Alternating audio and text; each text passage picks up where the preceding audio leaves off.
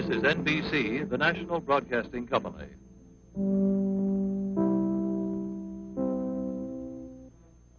That sound is heard more often by more people than any other sound in America. Pulsing out from the transmitter tower into the tubes and coils behind your radio dial, whoever, wherever you may be. It's like a welcome knock on the door and the sound of the familiar voice of an old friend.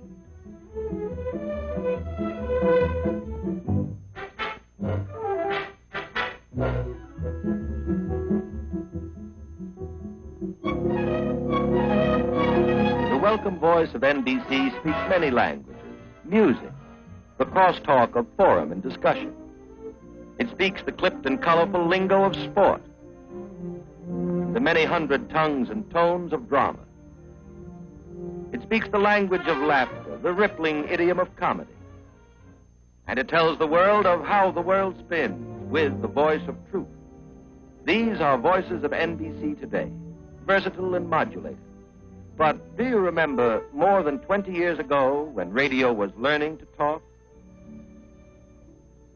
Secretary of State Charles Evans Hughes defended the Harding administration course on the League of Nations today when asked whether it wasn't time for the Republican Party to give the people an unequivocal statement in regard to its position on the world court.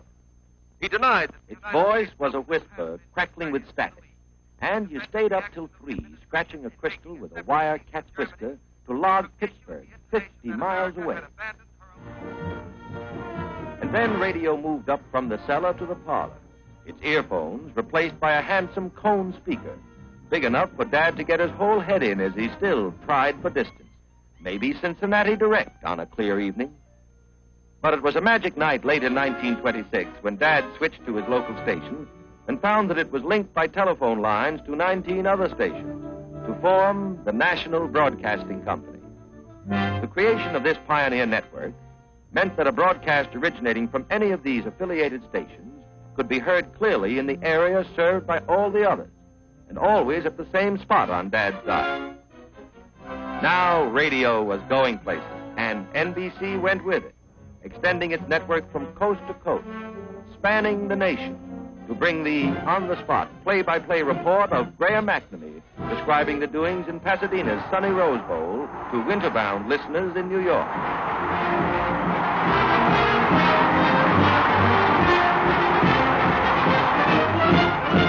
But millions of widely separated people were still to be turned into next-door neighbors. And so the cross-continental chain became a permanent web, and the web was woven into a fabric, and the fabric covers the nation, reaches up into Canada, across the Pacific, America's #1 network, more than 170 stations, independent community stations, of which only 6 are owned and operated by NBC.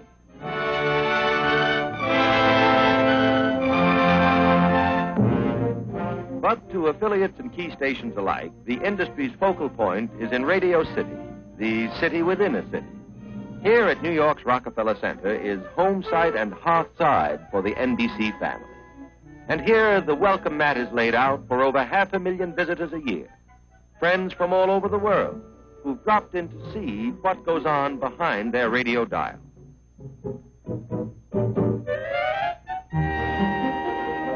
The NBC guides would have to be graduate engineers to answer all the questions that people ask on our regular tours about how a radio show is actually put on the air. That was a simpler story in the old days when this antique master control desk took only one man to operate. But today, it requires a whole team to man the panel board. From this room, programs all around the clock are routed over 16,000 miles of leased telephone lines to radio stations all over the nation. This is the nerve center of NBC.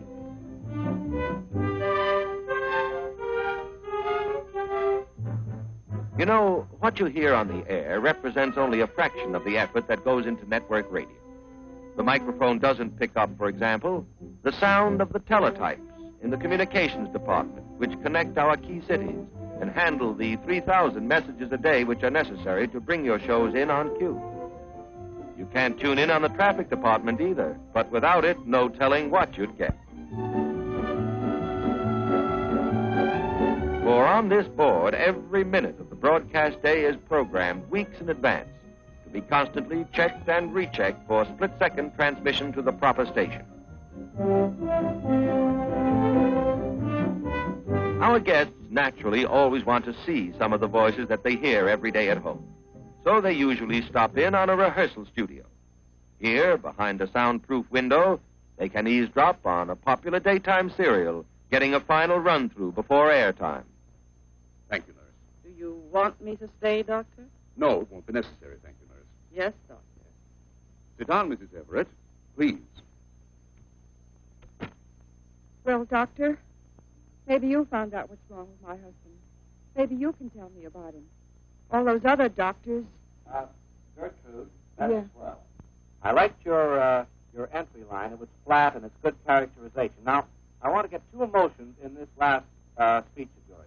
I want to feel on that line where you sit down that you're more nervous about entering a doctor's office. I think most people generally are. And also on the other line in that little sentence there, make sure that I have the feeling that you are concerned about your husband's health. It's very serious. Oh, I see. Is that clear? Yes, I see. Just those two emotions All right. in that sentence. All right, let's run that scene again from page 18 with the doctor's line. Sit down, Mrs. Everett, please. On to now. All right.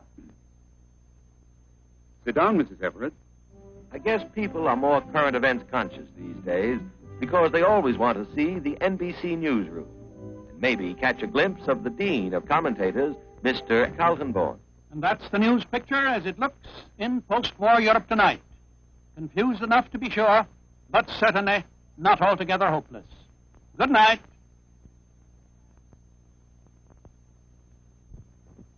Well, I've just helped turn another day over to history. But history has no clocks and has no calendars.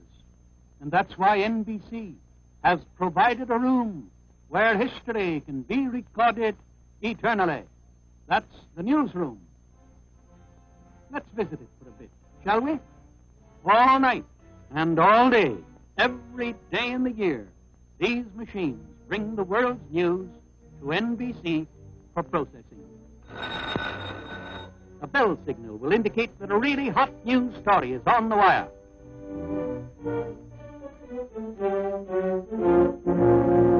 Usually, they just tick away the ordinary, everyday facts about the daily doings of humanity, scarcely pausing between stories on the national debt, the international crisis, and the national lead.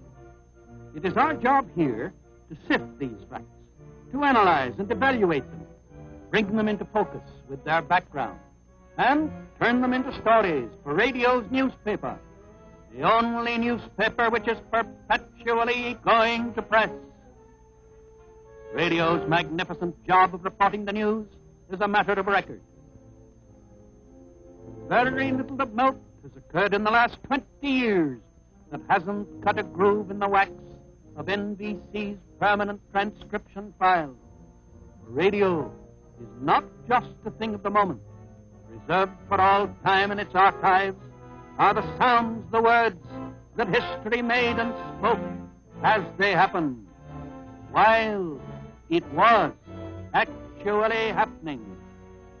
And there's the Winnie Mae now, winging her way in with a new world's record. Around the world in the record time of 8 days, 15 hours, and 15 minutes. The crowd's rushing out on the field to meet the ship as it taxis up the runway. And from where I am, I can't see Getty, but that looks like Wiley Post now, getting out of the plane. I've got the NBC microphone through this crowd, and it just... Wiley, will you and Harold... Still now they've got rope out of the nose of the ship, and the passenger bobbers lining the windows looking down. The burst into Wait, get it started. It's right, and it's crashing terrible. If I am elected president of the United States, With confidence in our armed forces, with the unbounding determination of our people, we will gain the inevitable triumph, so help us God. And from this room, NBC sent you its reports, hour by hour, and sometimes even minute by minute, on the greatest news story of all time, the Second World War. It followed the news wherever it went and sent back eyewitness accounts of the tide of global battle, sent back the actual sound made by a world coming apart at the seams.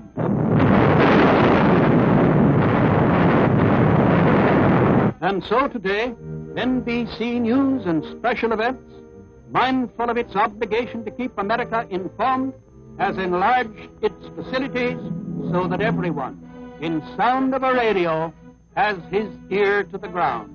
It is not intended to suspend the decision of the Security Council by an understanding that these answers have to be in before we act. If you look closely enough behind your radio dial, you would inevitably find people. At NBC, important people. In the mailroom, for instance, the clerks who handle the thousands of letters you write into us every day. More letters than are received in many a good-sized post office. And the people in the information department who see to it that every letter is answered. For modern network radio is more than just a man with a microphone. It is 1,000 men and women performing tasks without which your receiver would be just a silent piece of furniture. Yes, radio is people.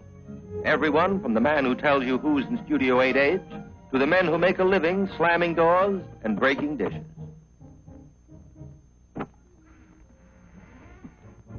Radio is also the anonymous standby pianist who on a moment's notice must fill an emergency silence with music. And it's the director, the producer, and the composer, too. People whose voices are never heard on the air, but who have made NBC's music department the finest in the radio industry. A mass of specialized detail goes into the preparation of a musical program.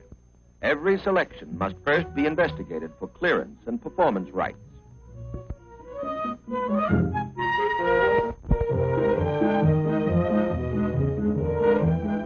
When the numbers have been cleared for broadcast, some are turned over to the composing staff and special arrangements are prepared.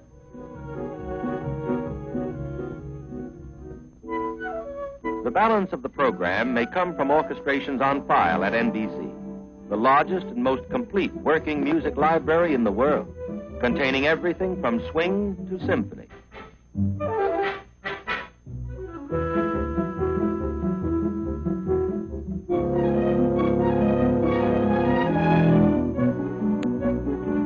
Rehearsal for the Fred Waring show, and the talent of the singer is deftly woven into the pattern of the program. It takes many hours of patient practice to tailor the artistic and technical quality of every note transmitted to your loudspeaker.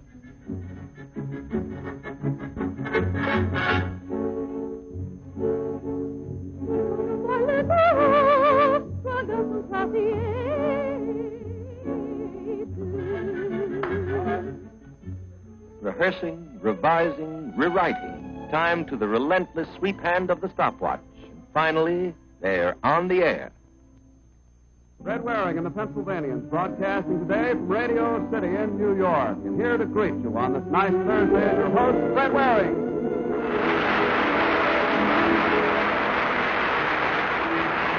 Hello, everybody, and thanks for coming.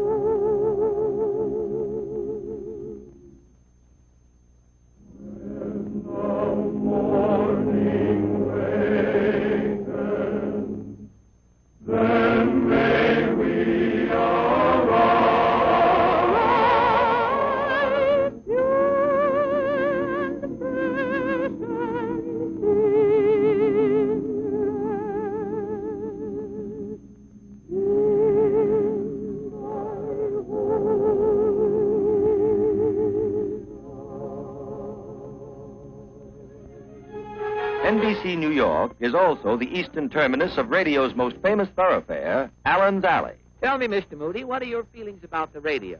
I don't hold with furniture that talks. Well, you have a radio. No, I had one in the hen house. Yeah? One day, all the hen's nest would be empty. Uh-huh. Next day, every nest would have 2 eggs into it. You mean? The hens was listening to Double or Nothing. Yeah. Co-capital of world entertainment is NBC's Western Radio City in Hollywood. The names they write in autograph books outside NBC Hollywood are those of the greatest stars in radio and the most in demand for advertising sponsorship. Gotta hurry and pack. We'll travel light. It's the thing to do these days. Where are the suitcases? Right here in the hall across. The money that advertisers spend to sponsor these shows pays for other programs, too. Non-commercial broadcasts in the public service account for more than 40% of NBC's scheduled time. The network makes free time available for roundtable discussions and farm and home programs. It provides regular facilities, free and impartially, to the 3 major faiths. And it divides the air fairly and without cost, so that the voices of labor, management, and agriculture can all be heard. But neither network nor sponsors ultimately decide what you shall hear. To determine the most popular types of radio entertainment, NBC engages in constant research. By telephone. Hello? This is the program rating service. We are conducting a survey of radio listening. Were you listening to your radio just now? To what program were you listening, please? By careful attendance to the wishes expressed in letters sent in by listeners all over the world. By carefully worked out scientific tests. Ladies and gentlemen, we have invited you here to participate in testing a proposed radio program. We want you to register your approval or disapproval at various points in the program on those reaction sheets that you hold. As the light flashes on the screen, please let us know how you feel about the program by checking either good or fair or poor alongside the corresponding number on your reaction sheet. And by direct contact. A kind of a program you'd recommend for your child or your grandchildren. Amusing? Amusing. Interesting to the children. Entertaining for them. I think that was very nice for children, but I don't believe that a great many grown-ups would care to listen to it.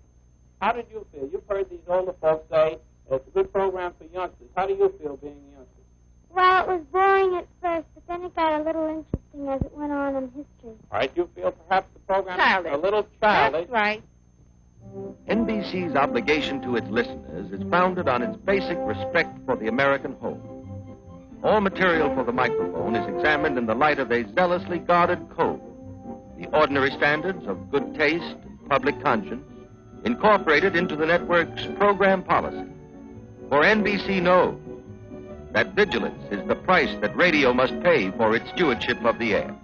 It knows that responsibility is the first obligation of freedom.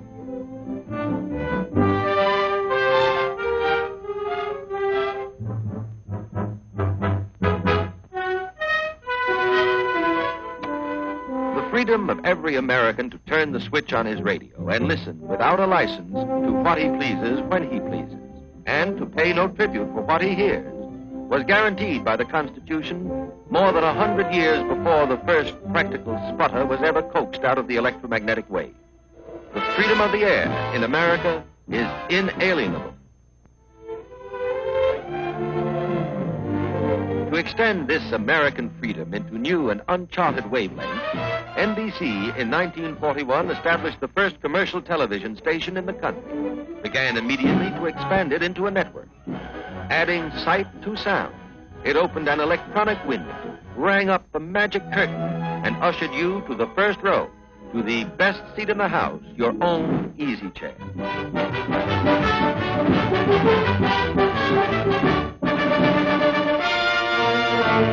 The more than 2 decades of NBC radio have been dedicated to the spirit of public service. Now, in bringing television, network television, out of the laboratory and into your living room, NBC rededicates itself in this same spirit to provide the greatest medium of mass information and mass entertainment in the world.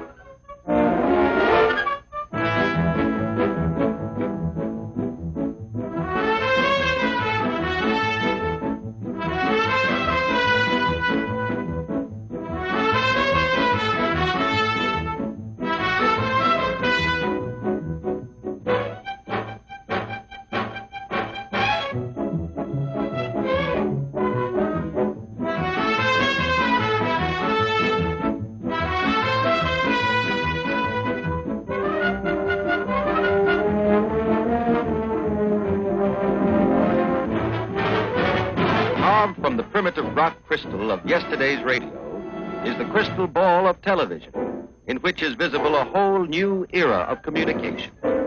In one generation, voice and vision have transcended space.